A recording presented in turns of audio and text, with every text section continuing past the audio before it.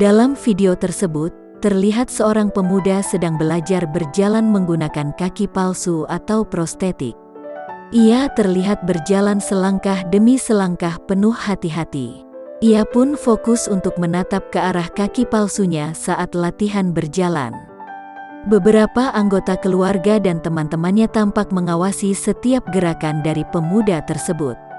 Saat dikonfirmasi tribunnews.com, pengunggah video bernama Ricky Kurniawan membenarkan ceritanya. Ia tinggal di daerah Bah Butong, Kecamatan Sidamanik, Simalungun, Pematang Siantar, Sumatera Utara. Menurut Ricky, temannya itu mengalami kecelakaan tunggal. Kemudian, Ricky dan teman-temannya pun berinisiatif untuk membuatkannya kaki palsu.